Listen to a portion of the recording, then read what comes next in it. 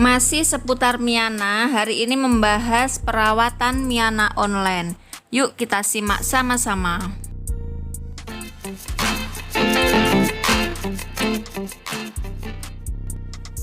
Assalamualaikum sahabatku, jumpa lagi bersama saya Isa Fendi. Bagaimana kabarnya? Hari ini panas ya teman-teman, cuacanya sangat cocok sekali bagi pecinta tanaman hias yang suka tanaman yang suka berbunga. Karena kalau musim panas seperti ini, bagusnya tanaman-tanaman yang mengeluarkan bunga ya teman-teman. Di sini saya mau mempraktekkan bagaimana perawatan Miana yang beli dari online. Pertama ini saya contohkan ya teman-teman. Biasanya kalian kalau beli tanaman Miana ini khususnya bagi yang stek batang ya, belinya stek batang karena stek batang kan harganya lebih murah ya dibandingkan dengan yang sudah berakar. Biasanya itu kan nyampe tempat itu layu, rontok daun, ataupun mungkin gejala yang lain yang gosong-gosong atau bagaimana ya, soalnya kan perjalanan mungkin jauh atau memang karena kondisinya sangat panas, jadi tanaman yang subur tadi pertama dipetik kan memang subur ya dari pembeli, tapi nyampe ya dari penjual ya, maksud saya dari penjual dan nyampe pembelinya itu jadi layu-layu kayak gini. Terus bagaimana sih perawatannya? Ini kalau yang biasa saya lakukan ya teman-teman, karena saya sendiri juga masih beli-beli online tanaman Miana yang saya ID-nya belum punya, itu juga masih terus melengkapi ID saya.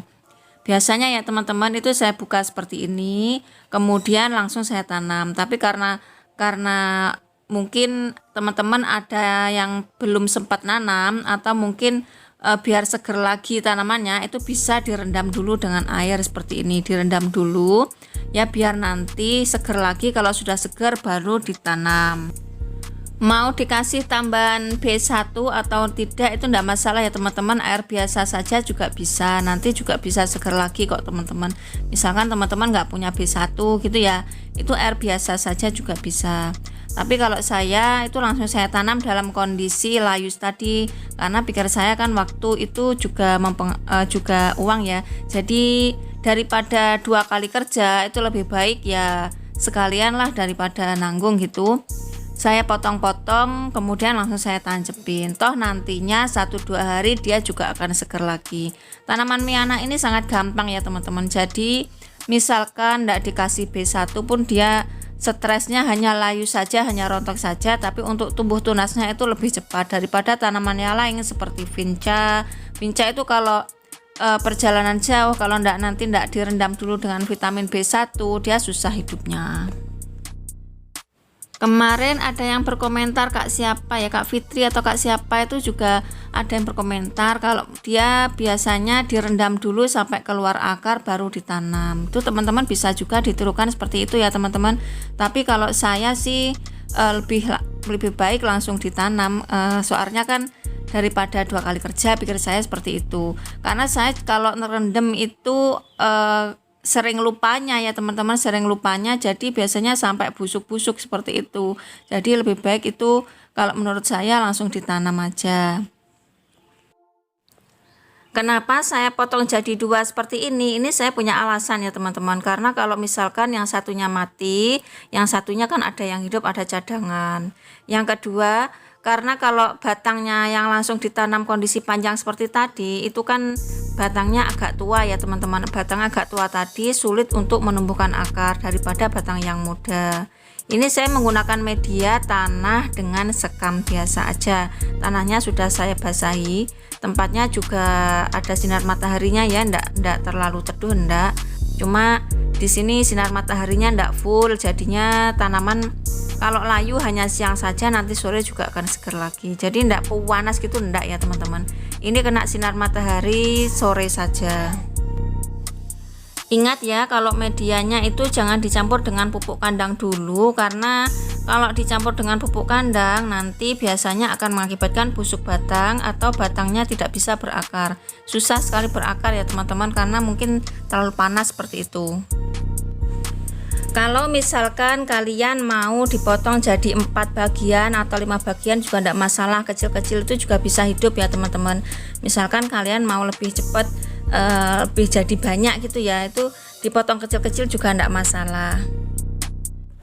Karena bagian pucuknya saja atau mungkin hanya daunnya saja bisa ditanam ya teman-teman, bisa hidup dan berakar. Ini contohnya, ini saya punya, ini bagian pucuk-pucuk yang saya cubit-cubit itu ya, biasanya kan saya cubit itu saya tacepin gitu aja di pinggir-pinggirnya, dan ini juga berakar loh teman-teman. Nah seperti ini juga berakar, jadi sangat mudah sekali ya untuk miana. Medianya cukup seperti itu saja, ndak usah yang ribet-ribet lah. Kalau teman-teman nggak ada tanah bisa menggunakan apa gitu ya, kokopit atau apa juga bisa teman-teman. Ini ada ya, ada yang biasanya kalau nyampe jauh sampai 5-6 hari itu kan tinggal batangnya saja seperti ini ya teman-teman. Ini juga bisa ditanam ya teman-teman, jadi tidak usah dibuang. Kalau misalkan nyampe tempat kalian tinggal batangnya saja kemudian tunasnya kecil-kecil, itu masih bisa juga ditanam. Di tempat saya kena sinar matahari ya teman-teman, ini kena sinar matahari siang sama sore saja, cuma ndak full pas siang hari pewanas itu ndak kena sinar matahari. Dan nanti teman-teman kalau sudah ditanam itu jangan sering disiram ya teman-teman, masih setek batang seperti ini. Kalau sering disiram nanti akan mengakibatkan busuk batang seperti ini. Nah apabila kalian mengalami busuk batang seperti ini dan batang lainnya masih ada yang segar, dipotong aja, ditanam, yang busuknya dibuang ya, seperti ini ya. Kebetulan ini tadi tidak bawa gunting, jadi cukup dipotong gini aja kemudian ditanam.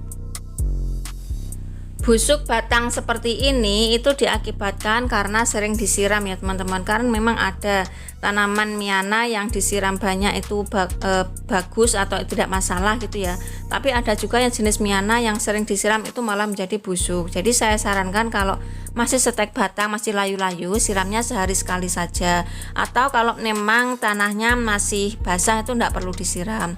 Nanti 3-4 hari dia akan cepat berakar kok teman-teman. Ini contohnya, saya sudah punya contoh yang berakar. Ini saya videokan kapan hari itu ya teman-teman, kapan hari itu, dan ini sudah berakar ya.